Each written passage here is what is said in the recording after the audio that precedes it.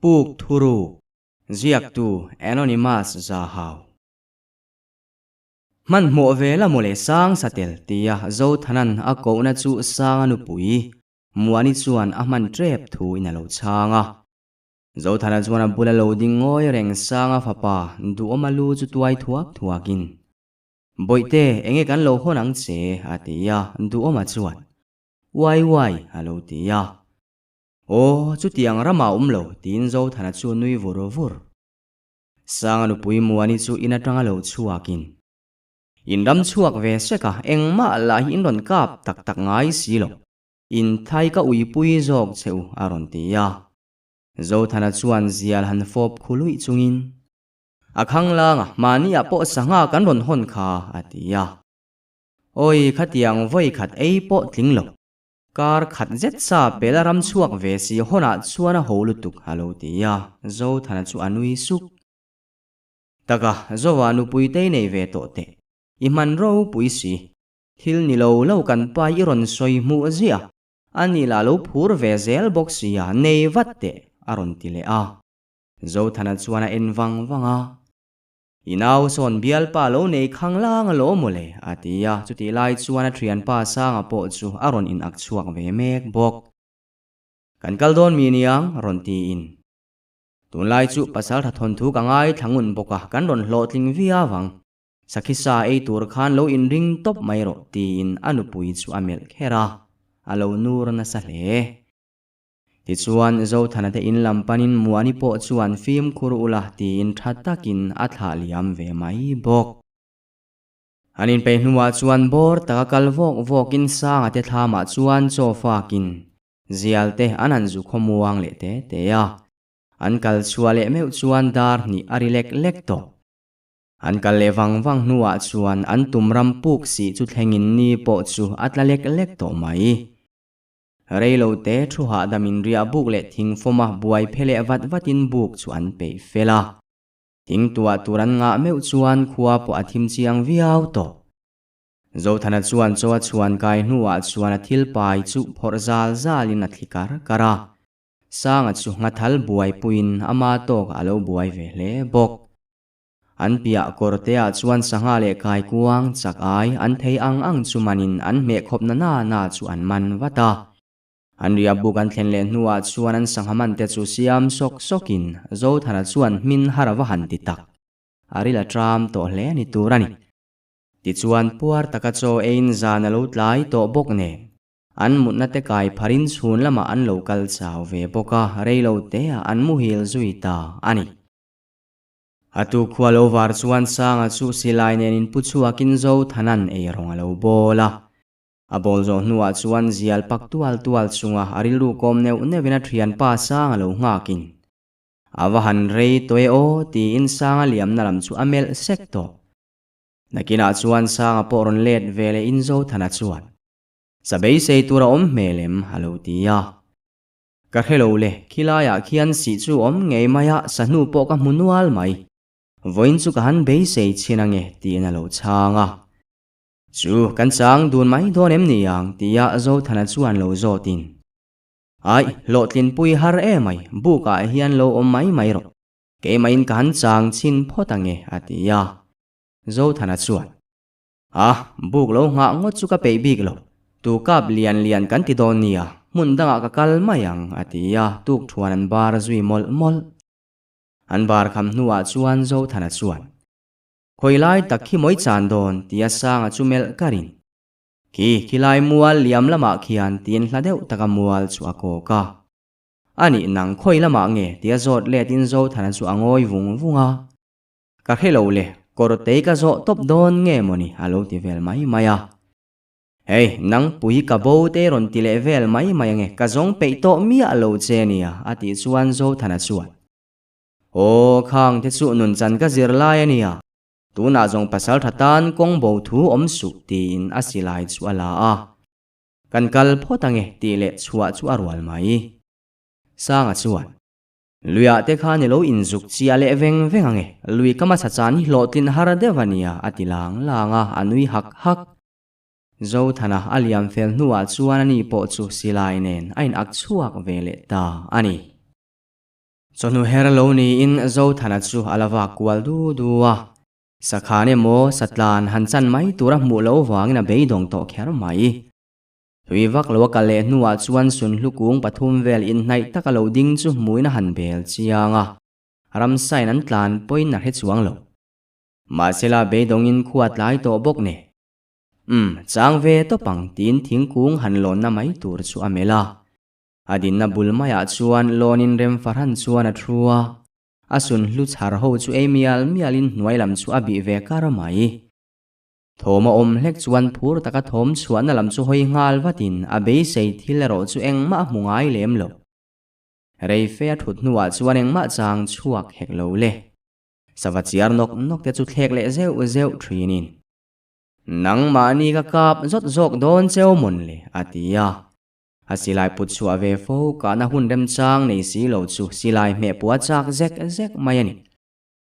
atu lewang nuwa chuan hoi kualin khualo tlai to bok nen alona tang chuan chukin sun hlu chu an chhar le te a buk lam chu apan le ta ani hawathen chuan khuwa po lo thim chal to in sang chu alo la let lovani yang meichem ngalin tui choin korte a chuan aliama ronga bol vel lai chuan a thian pa sang a po lo thlengin zo thana chuan ichan na lama be sei oma ombik vak na nge halo tia zan lama emo zing lama chua kani karin ti in ani chuan zana kan han chang le donem ni halo tia chang lovang naktuk chhun vela ha damila naktuk zan lama kan be sei le chin don nia ti in intify turin korte lam chu apana aron le nuwa chuan zo te in an chhun lama an kalna te chu anin zo ton mol mai an puar fel nuwa chuan zial zule talin ti tur dang om hek lo le mutbu te kai phara muzala ti dunin zova in ngai tua chiang te nupui nei hun fe ini towa muzo lo poini lo kan khua a ngat phei chuan mel phulovin ilak phian le ngala me che pakhat wanga hetia om reng hi athalovania seni pasal ne na porei to em hi sanga chuan atia zo thana chu ngoi wang karhialom kalo mol ngot mai min bum nuwa khan kalo pom vele mai boka tina nui lui sak sanga chuan imol wanga nilo idu lua ta abum le don cheti kherengin ini puile a i a e malom tina thu tak le sanga chu en vung in zo thana chuan alom ome ati hluka abak engma soitura omlo kan ho hun chu hle thelo ngai zong tu che ruai ha kan rim don nia sanga na ti chuan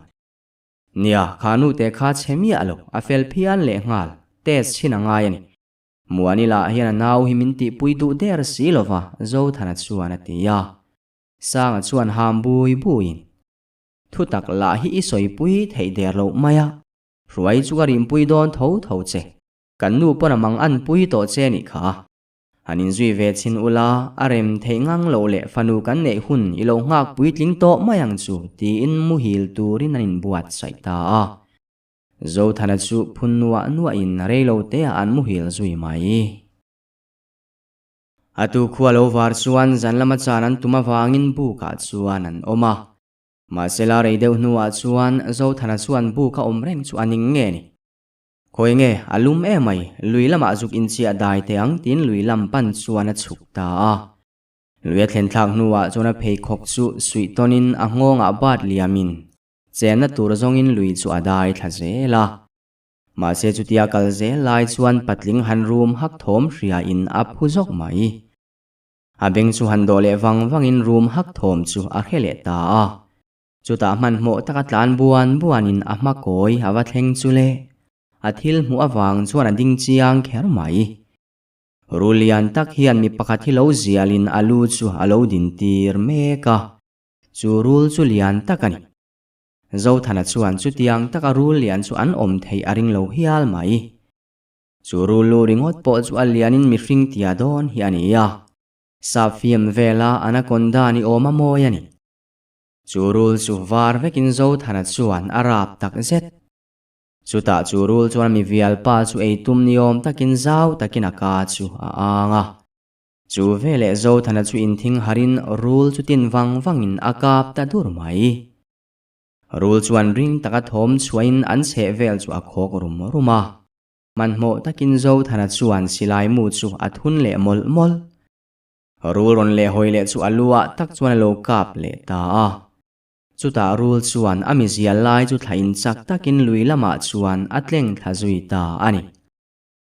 reilo te han ngak deuh wangin rul atleng bo nuwa chuan zo thana chuan ami zial pa chu hnai ewatin han kuai le ta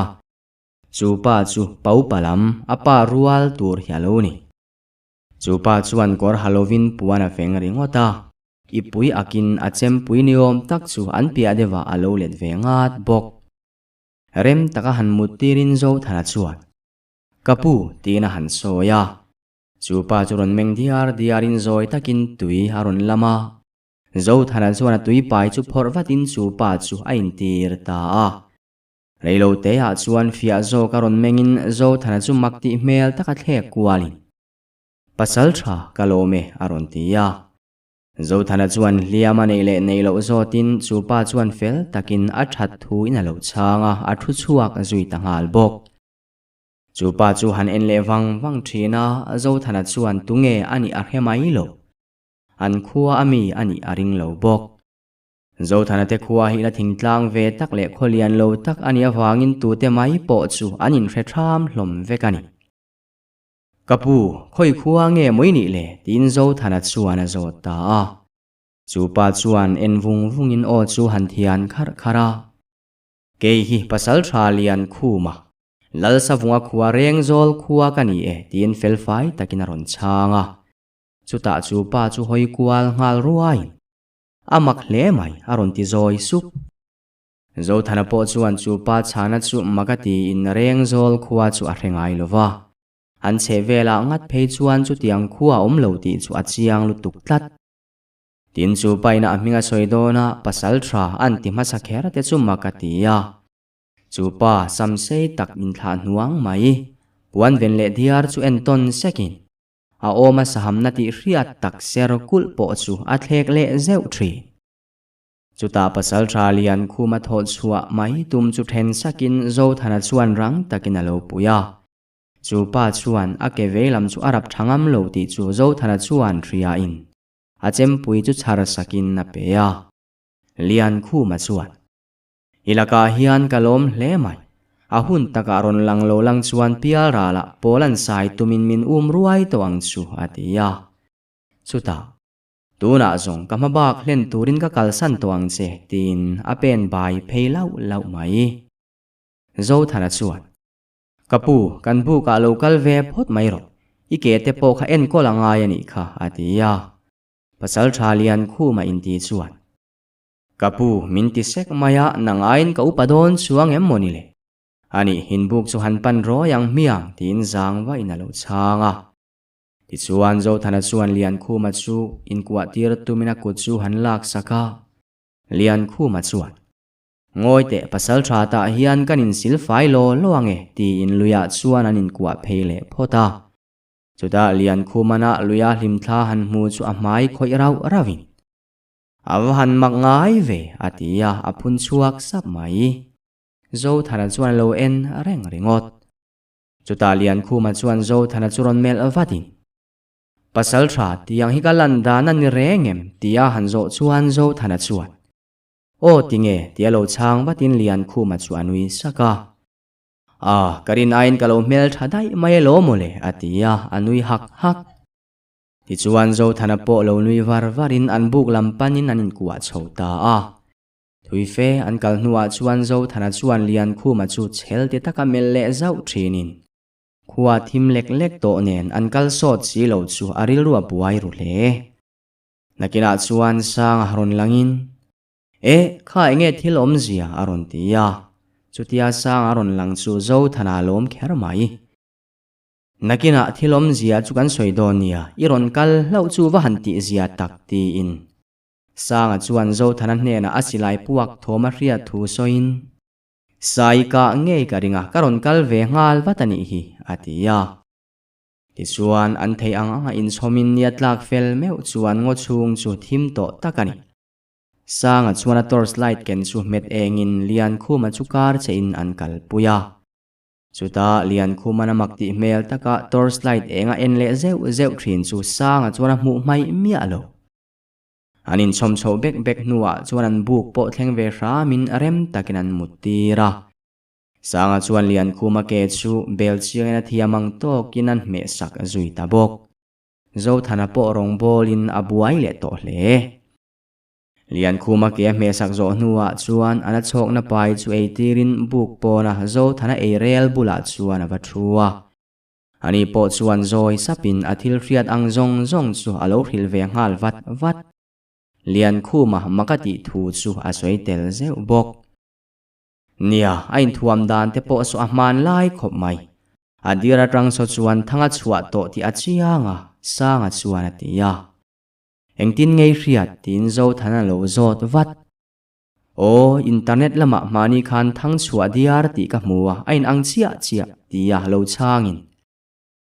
eng po ni sela cho te e khamila chanchin kim chang kan zo don nia antita ani cho te ane kham nuwa chuan me bula thu in zialan zuwa lian khu ma ero chuan vai bela paktal tal thung sanga te thian dun chuan an enle zeu thri chuta o han thian kharin sanga chuan kapu hei i kho soila kha kan kho che vela om kan hrengai mi alova huat lama lo la in thuam dan lai aman lai rui le ngal poi ti lo chuani chanchin le in kholam chanchin te po min hril theila kan lo motang atia lian khuma chungoi wanga zo thana chuan ni e kapu i chanchin te min hrilla pui thei dan che po kan nei mial mai the sin alo ti ve bok chutiang ani ta ka chuan lian khuma po chuan o han thian kharin ni e hei ke point makati khop mai heta karon chuang chuak hlol te makati top theilovani tia han ngoi wangin hetia kan khosak hore lo te chung hian nang ni le ke ni khosak zia le nun phung chu adang lam hle ti ka ria in oi zong ani amo ka chanchin in riat du te chu kan soi po wani yang chu ma se ke ngei point ka thil ton mek hi makati tak zetani tin sanga te pani chuwa ena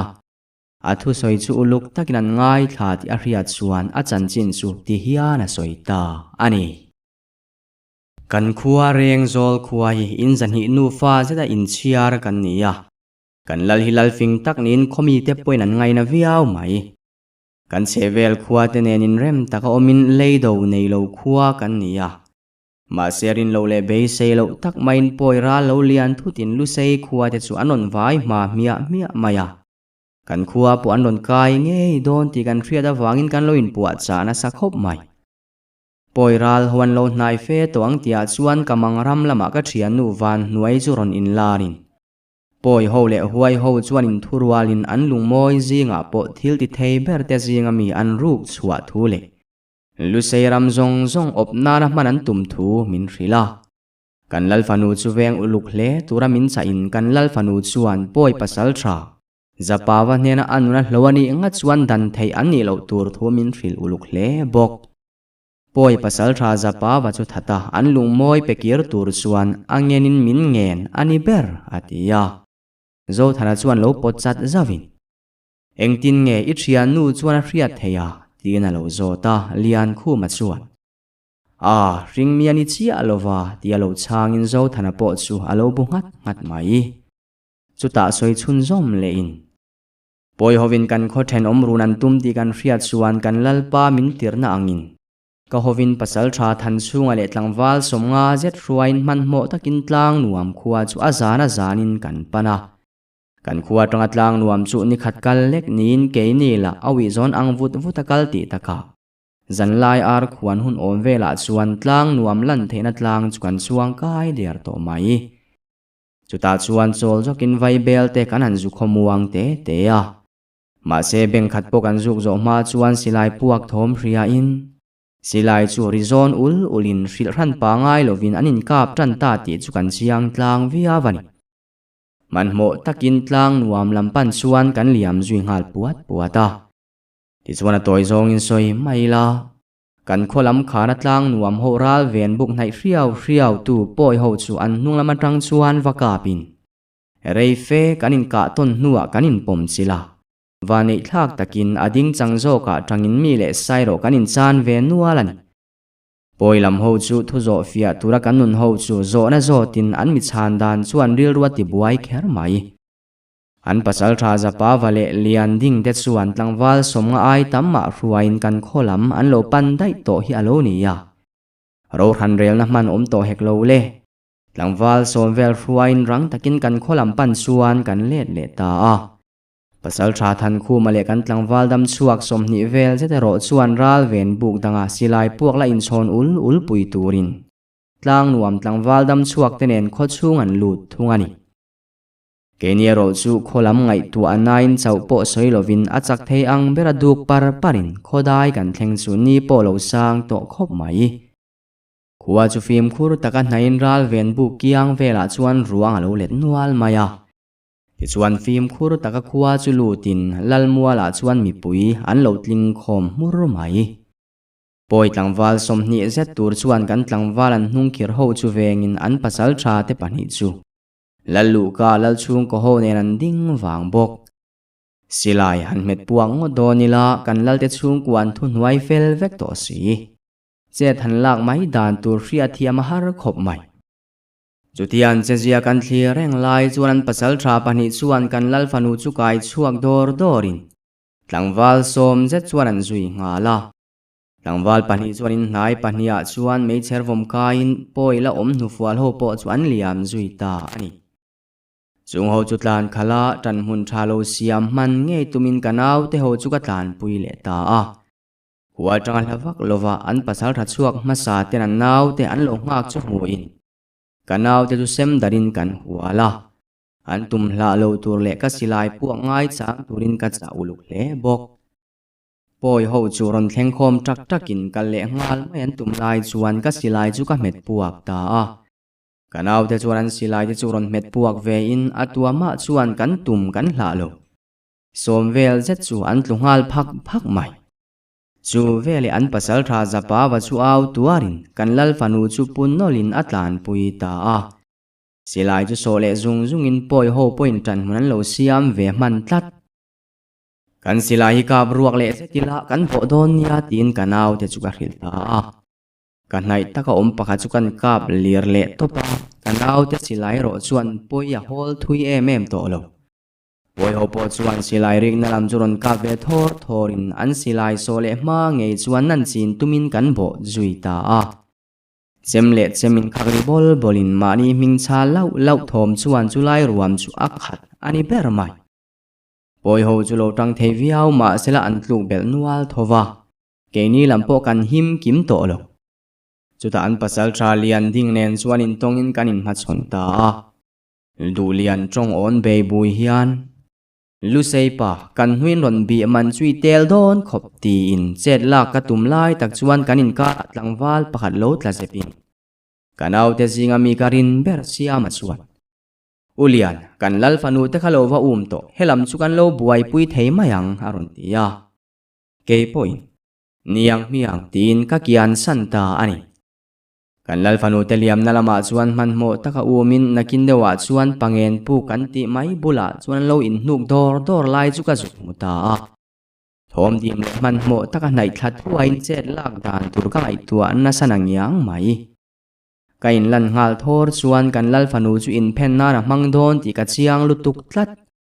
chuta rang taka nai chil thuta sut len lop mai chu thaber donin ka ria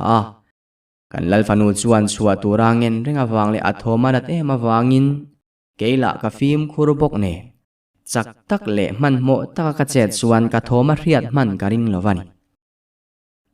kan ni mayang tin chak takinan lama chuan kain kho chuak puata ka vane na kal tluang nge ni zapawan kalamaron hoi meu chuan atlai zota bo thuropin kan lal fanu ho chuan kan tludiala rang taka tho ngalin kan lal fanu chu choi tho nolin kan hnunga ka din tir ta ngal po zapa wa po ronding chuak ve ngalin akol nam chu aphora lu seipa ka kongi dal man chu itel seng me wangmo ti in kalulak chem phorpa chuan ke poi mong hang pa thi turin iron kal la le mai ka ti khum ve sak uluk taka inzir chiang tonin chet kan lak tum dan chu in hria ton sak kan tum ni mai na lang chuta poi pa chuan au thatina kol nam sei zuar mai chu aron vai tle zoka ma se lo khak perin poyaro chu a hol lem lo chuta rang taka kol nam chu ron vai phei zok zok in siam rem tuma khak per sak sakin ka tol hon mai chutia kan tol hon ta ka chuan min zuam savani yang chu ma se ka lo ma atla hlau thung chutia min nor tu zo ka trang tareng chu navak si lovin min hliam nual towa thi po chuak thadu khop mai chet kalak ve vat lo chuan ka che sual hlau thei ti ka khet chianga chuta kol na maron vaile chia chu na taka lo khak per lopin ka bo let ve ta hiam thilanga in kami be to zinga chuan pasal tha za pa wa chu be har saber polani ache zia chungun taka zir chung zelin hun tha kala nga ka ran thung akol nam ron vai chu lo dangin chu mi rual chuana oma tanga dul theng chu karin thla roka atre that ahliam chu ana thukin ana khati adom hal wang dana chuana chiang ngang mai chuta alu sa wai nop tumakan vaile tur chia chu rang takale hoin pangen pu kan tia chuana tlan lu ta dai maya umzui ve ngalin ke po ka lu ta kan hnung lama tanga lal fanuin min ko na po chu kar herenga ma se ka thianu min changa lung moi la kir ngei chu ka tumani zapa wa chu an tonga riat nokin akut veilam chuan engemaw thil eng taka hum ti ka hmu thei an hnunga chuan tlan zelin ka phalok thei bik lo le ngal chuta zapa wa thom chu re makin eng po chu athim ngal mak puk chung chu thim tha hem takani kabul vela chuan engemaw ni rile hrup thin hi ka ria chuta kamit kan ching wanga kan men le chuan tle min puk chung chu ka hmu fia thei ta deu chuta kan hnung lam kan hoile chia chu thildum lian taki alo ding reng maya eng chia nge ni hreturin ka hmu fia thei si lo kamalama chuan tlan vatin reilo te a eng tlem te lo lu chu ka hmuwa chulam pan chuan ka thei to ka chakin ka tlana kan hnunga chuan nui khek tuar le patling thin rimin ro sabul bul thomin min zui reng bok chuta zo thanana min ron hmuna lui chak loka khan ron chuang chuak hlolin kan hnung loka chuan rul puilian takha ron chuak ve ngala abak chu iron huang khani to mai atia sanga te pani chuan ngai no man tin makan ti tak zet kharul pui kha ka ti hlum zeta nga yani aron ti le ta sanga te pani chuan soi mai turan thelo pasal thalian khuma chu han thlek wangin do ta soi khan ring si lova han oi lo sak viau don sela zo thana khan rul puya mu vele nge boxi chungram vela la chuan pu ka om reng la rek su an ngoi ta renga chuta sanga chuan chutiang ani chuan nak tu ka ipuk soi chu kan zuk chian chinange zan po atlai ta mutlam naila thang tin bu ka chuan an lu ta zo thana chuan keni po mudoni la tia lian khuma chumel ralin ani po chu lo bunga tin anin zui lu ta ani tuma chu in bezui lovin mani suang tuana theu chu komin an ngoi thia pa sanga chuan lian khuma thu soi chu uluk takangai tuain ain let le thak thri zanat lai zel ta ka chuan ngai tua zui du lovin muthil tumi 19 tua ta zoka reilo te an hnar bar mai atu khwalo war chuan sanga thoma saberin zo thana halo lamua lian khuma ero alo tho to thung kha iwa tho ma om ve ti in kazun chuwa ka har lak lo ma ka tho tlang ta mai ni ti na lo chang ve mai sanga chuan rel ngal molin chhun lama lian khuma puk soi chu fia nge ya tum thua soi mol bok zo thana po reilo te aron chuwa kin 9 phi fa ya reilo te zo thana po lo chuwa kin kor te chuan a zuk in phi fa ya aron le hnuwa chuan sanga enga voin lam iril ruk tia zotin voin lam chu ti hian kapu hinang man lo ompuila puk chu ka fia te rengang tin mei chu a chom tha pasal thalian khuma ero chu ain ngai tua muk ti hria takin vaibel pak hlat chungin an pi aral hlatak chu athlir wang mai so te hanei kham nuwa chuan zo thanale sanga chu in beru sarin film khur takin lo mit mei reng la imu phak lova kalti reng su aril ru buai vel poni ve thei tho sanga chuan atia silai nen a in pu chuak ta ani aliam fel nuwa chuan lian khu ma chuan i thian pa chuan min ring lo hle mai mo aron tia enga ma ngai suani kha chu amit nge ya thila mu ve phot lo hi chuan mi han oi ngal vut vut hi ati dana ni lovani tin zo thana chuan lo changa chu ta ma vek chuan engtia omzel ngei tum kapu tia zo tin lian khu ma chu han ngoi wang wanga kongdanga omlo rul pui kha ka ti hlum nge angai lo chama hoai chuan pial ral kong po zo ka thlang zo ke atia ani pangen pugin tia chuan rul puya om thu in hrim hrimem tin zo thana chu azota rul pui kha poi pasal thra zapa wakhani lasi ho laka alung moi ruk thil ti thena mangin puk huai ho khan rul puya khan an chan tirani kha atia an ngoi wang pasal thra te hianin lasi thian te soi chua in du loe mokatia tia zo thana chuan zot le in adik ma se tun kan buaina hi chu lasi le huai ho tanga chuak ani deuh bermaya akim changa hriat in du tak sia chuan ka hril fai ta kel chewani kha ba ka in oi don chuang lo ti ka hresa tin lian khu ma chu anui zui hak enge mo lungmoi po chu poimo via vemni tia zo thanana zo le chuan lian khu ma chuan zo thana chu mel wangin zo nanga ati mel kher mai ka soi tawang khan huai le poi te tang khopin nena an changani chuan keini lu sei ho chu mithi ai point kan hreom zok ta ve ang tin vai bel chu apak khuluya zo thanana heta om dai maila ati chuan lian khu ma chuan a chang hran lo chu ta zo thana chuan dik taka soi chuan i thil soi zong kha dik lo ni ta sela in thuam dan zong en hian kan pi le pu te hun lai man lai mi dai ini ti na ni ya isoi pangen pu kha kan khovel in khovel lu ka ni ta sela nang ni ho hi puk lian tak lasi hovin in hun la ya khovel ang thei ber tura an duan an thu nei nan hnuai khosa in ni thengem le tin ka lo ngai tua atia lian khu ma chuan zo thana chu en ha i thu soi chu ka het hiam haulo heta zong cham len thei zia zang ka ni love atia kati chan le soi chan tak chu thon thu pakhat hriat ka neya ka het chiang chuang lo na in an soi dan chuan man lai hian puk pakhata oma chu puk bula khonula mel tha chu puka kho sala se te chuan ruin puka chuan an hruai lu ta an khomi le chuan puk chung le chuan zong thin ma sela puk thuk lo tak ni in han bik bona tu reng a om lo chu ta an beidon nuwa kum feliam nuwa chu nula chu pitar ron ni to in puka tang chuan ron chuaka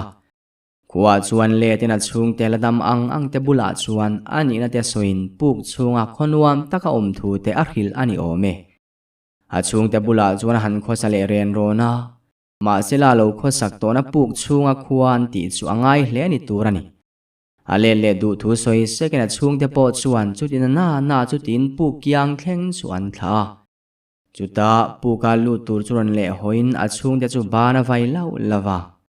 a chung te chuan khatia puka lu tur kha anula le vai antia lo nang po isoi manga tlangwal ma seron tar thut ini mel ka thon thu nen khan kan thil ton mek hi in anna ria wa omin ka ria atia ani don tak mo amak hle mai ti in lian khuma point vai bel chu apak hlut mai heti lai vel hian sang point zo thana le lian khuma soina lai vel chu thleng toin a han fang kuala kham sang vak lo le lungbang ki lo chu eng puk ma mu anei lo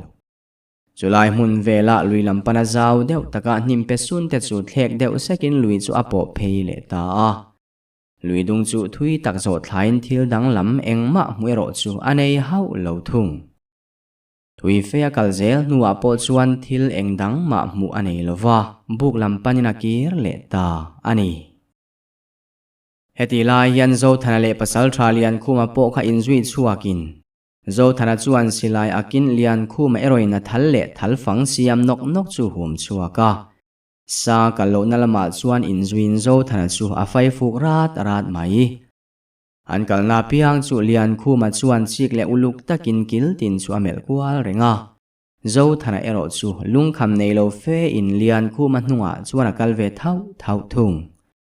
thui fe an kal nuwa chuan khua po lo tlain kan le to mai don em niang sabei sei om turawang e mai lian khu ma chuan atia ani poina lu lo bungutin lian khu ma chuan an nuwa let puilovin an buk lampan chuan an kal le ta ani chuti line sanga chu khothim thet theta buk ron thlengin zo thana le lian khu ma kha an lo hau lova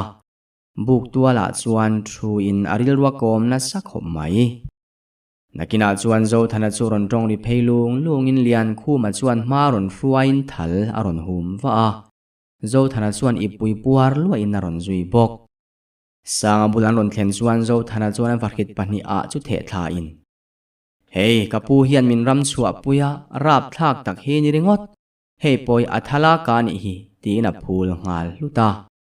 zo thana po chu an varhit ka hlum puwa tura in ruwa manina chengal tura lian khu ma point thut mun damin vaibel chu apak tul bok chuta sanga chuan puk om reng ka mu hau lo mai ti in lian khu ma chu mela lian khu ma chuan vaibel chu pak talin naktuk zan thabial eng na chun huna chia a mu thayang ti in a changa sanga chu ngoi wang lian khu ma thu soi chu oi om lo ati mel tak zet thamang lam toa thabial tura han ngai chu oi om lo ve bok e mani habial huna pel to sia ron tin lian khu ma ero chuan karia alom hatia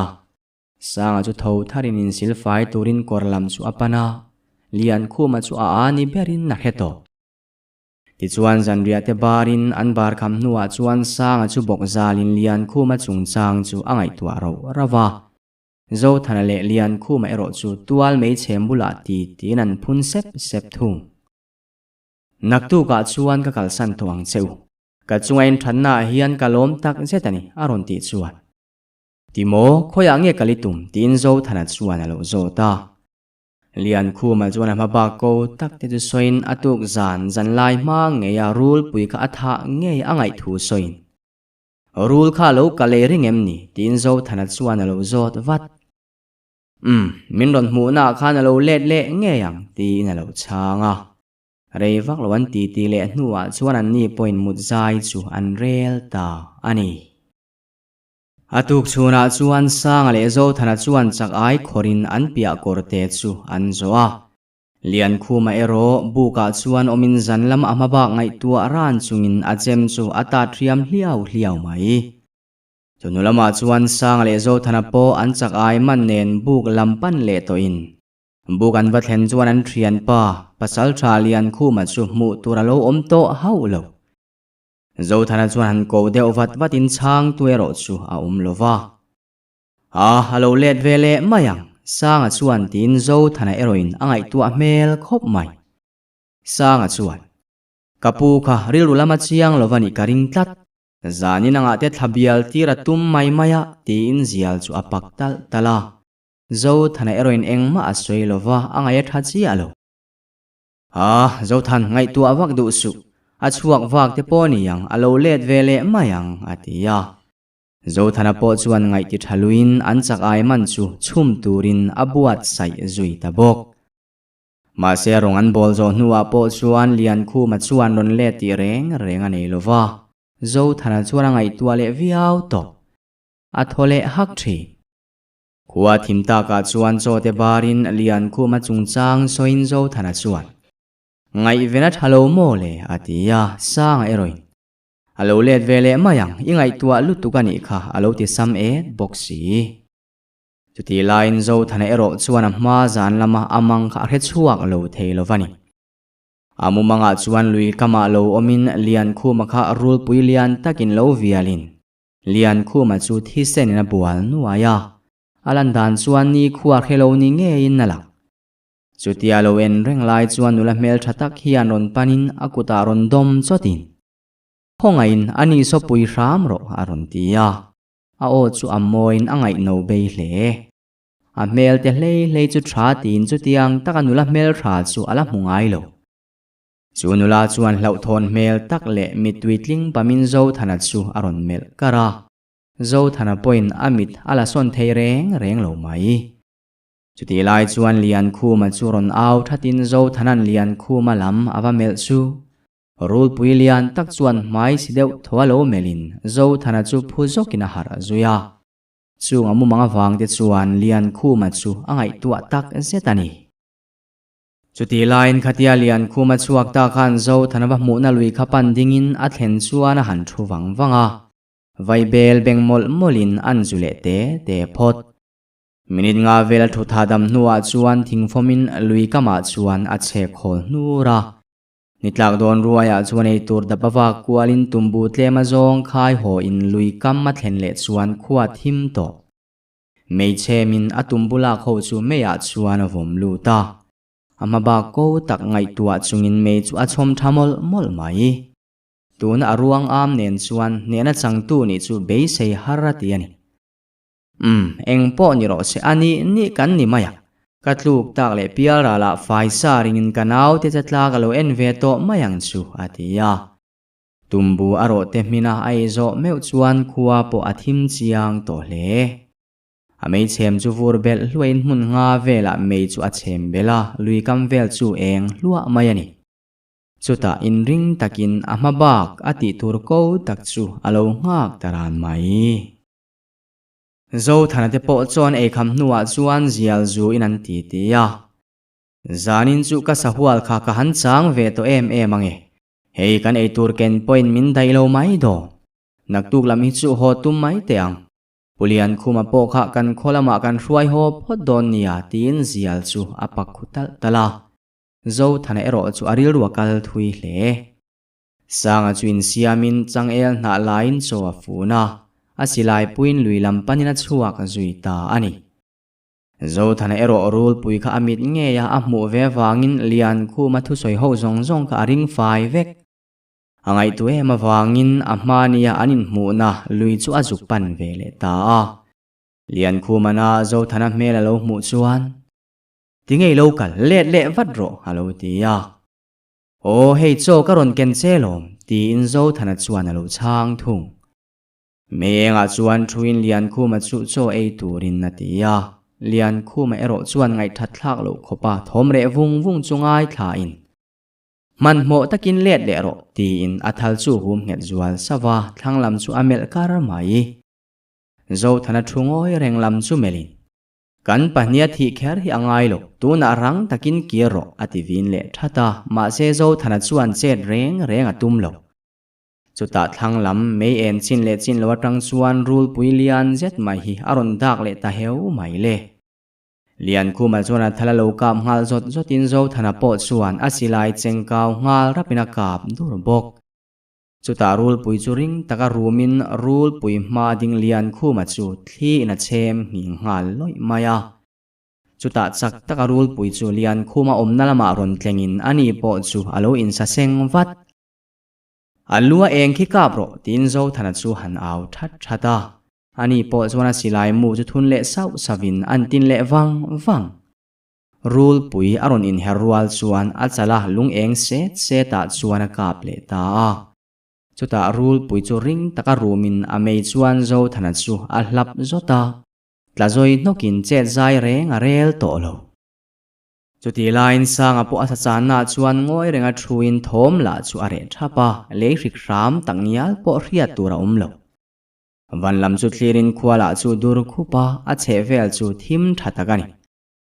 rei fe thut nuwa chuan silai puak thom ria in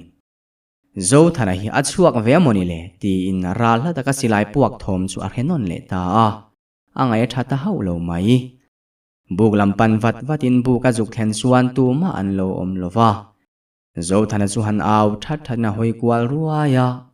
chuta thingkara thabial paparon chua ka mu chuan makati kher mai lian khuma thu soi ho kha hre chuak zut in zo thana chu angai tua tak zet man mo takin lui lampan chuan atlan thlazui vele ta ani zo thana po khatia rul inaron hem thu kha anak na vin tuk chu dom wang ina thoko ko ka chutia rul puina zo thana mukom renga pan lai chuan amita tak thal fang hi aron tlum pok mai rul pui chu na ti na in thing na satak zet zova I thei angarang in thiar filim ro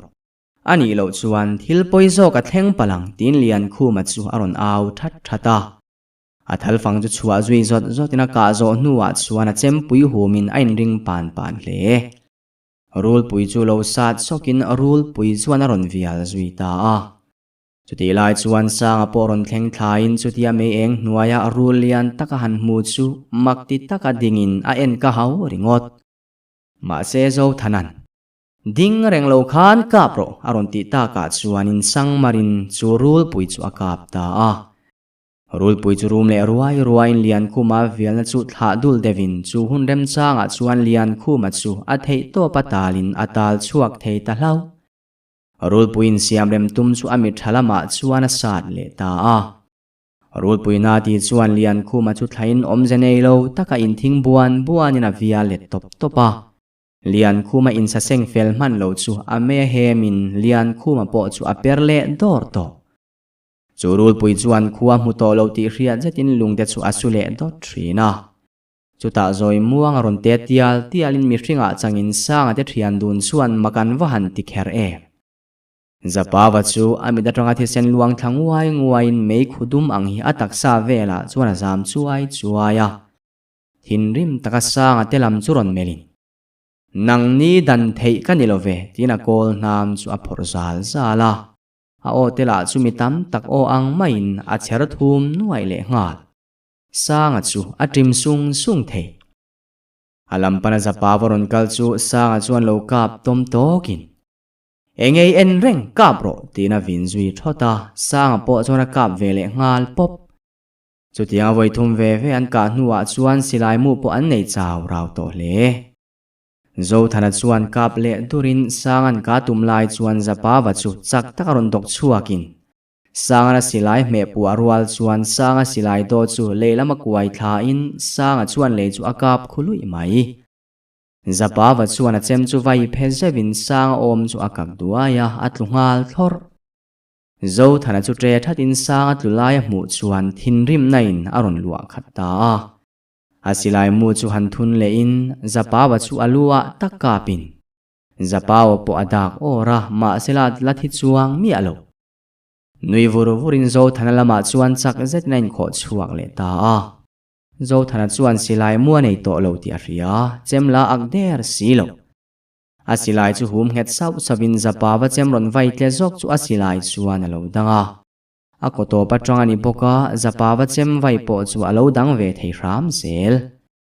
ma se thiam thila khan lo boka a chon dinglam chu thip zokina thring ngal nok tho chuwa mai atuma a thei lo le ngal thinrim taka zapawa chu melin anila chuan lo nui song le ngala chuta zapawa chuan a chem chu le kangin zo thana chu amai mi ching top ma se thir chang in khakri bal thoma hria chuan mengin ama pasal thalian khuma lo dinga muwa awahan lom tak pasal tha te pani chu in ve zui ngalin an fim khul mel khera mai zo thana chuan ama pasal tha ri chu han thlek ton thrina lian khuma laka chuan be se nei sang lo tak zet nie adem om than love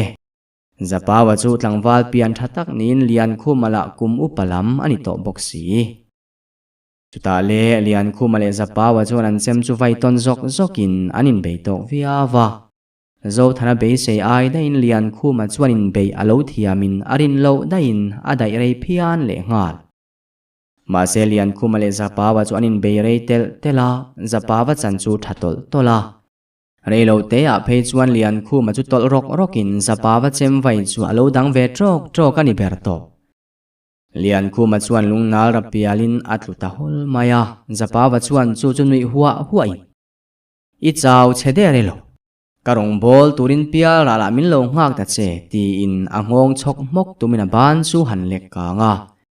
chuta silai ron puak turin zapawa chu malama kat dor mai zo thalan silai rik nalama va en chuan sanga chu silai le ko wa chunga chau mel taka thing henga lo thu chu awa muwa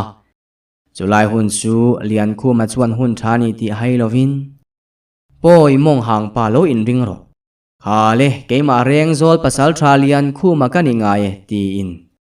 lian khuma chuan zapawa ding kom nga chu rang taka hnai chilin alu chu asat thlep noka na taka sa non le sakin zapawa lu chu atla rang tanol mai Ataksa lunei to lo chu luya chuan tluthorin lei tuina lenang mai hian tui chuan zapawa taksa chu tlema len hek hlek le rote a len ralta a chuta lian khu ma chuan adiar chu phelin luya lasi te lungmoi tla chu charin atuam mola anom na ra le lama eng ron suak lam chu en thapin nula mel thatak hi anom na lui kam le lama loading chuan muta a sanga te pani chuan makan ti kher mai mel tha an tin khodang an hoisan thei meu lovani ani pani po chuan lo nui senin chuta nula lian jok chuan kan lom hle mai pasal tha in zara kan rampo hi me tina ron tong chuaka sanga te thian dun lam chu hoin kan thianin lo puya wangin in chunga po kan lom hle ani in laka hian batam tak kan nei tin nula pakhat jok chu sanga lampan chuan akala sanga liama chuan engemaw hnoin sanga om kak duai chu na nei to lo makati tak zet chu nula chuan zo thana hliam po chu en kol sakin chutia ake hliama thila ron hnoi lai chuan chiang taka lo enin amu manga mi nen khanin angria win ka ria a chu nula la chuan nui sei paron melin ataka ngei ka mu che chuka lom hle mai mi huai sen takini aron tia zo thana lai lutuk chuan engma soina changa helo reilo te a zo thana po chu ding suak vele mai na nei lo ang mai an ni ta chu makan ti dun tak zet chu nula chuan pasal tha lian khuma lam chu panin tiro le pasal tha i ho to ang le ti in lian khuma po chu alo bunga ta sanga te thian dun hena chuan lom thu soimol molin an ni om lo sela pial ral aloi to nge rin thu te chu a soi luama dam takin le ti nula nen chuan in kai rialin nula pakhat lo om na lam chu an pan dun ta ani an chakla lo te a puka chuan in zui chovin sanga chuan makati hle khati khopa azon hnuwa po eng puk ma a musi lo kha tuna la ol samte in pukan mule loi si chu makti lo ruala ni lo pukan lu don chuan lian khuma churon le hoi zevin chuta an maktina ti zual turin lian khuma chu pu hanti tura lo ni to hau lova an mani ai poina no pangjok hi alang ati turani chuta nula lian jok chu ron tong le in kan kal to ange nangni po hlo tling takinin wang khuain loi lu donia he pu ki kum khua tan kan lal nui na khar phui dona kanin mule to lowang in chunga kan lom tak zet atia an pathum chuan puk chunga in zuin athim tial tiala an che vela an mei chem eng chaw tak bak chu engma enga talo sanga chuan liam na chuan rang taka chhopina hanbel chianga ma se puk chu lo to lo hrim avahan magngai vele ti bak soi tura khelovani zial hanzule te tenan thil tonde chu an soi duna i om khalana em i thidai tawang chu ti nak line i tuar lo chel hle mai zo thana chuan ti in sanga chuan na ka nei to mi alo min sara hnu ma po ka hil ngal duak mai nang engei an zo ki ke kha alo tia ani point na engma anei to lo thua lo changin zial te an zuk zo hnuwa chuan buk lampanin khuwa po lo tlai to khop mai ti pa zela kalin an buk an thleng trep tia sanga chu ding chatin zo thana chuan enge tina zo ta sanga chuan silai chu adara chuang sau savin an ma halo taka sakhikal chu akap zui dota sakhi po chu zuang zokin lea chuan atla hlom nok mai sanga le zo thana chu an wahan hlim tak e sanga nu pui muani po tun tum an ram chuak zet chu alo hlim vur viau tura anga yang o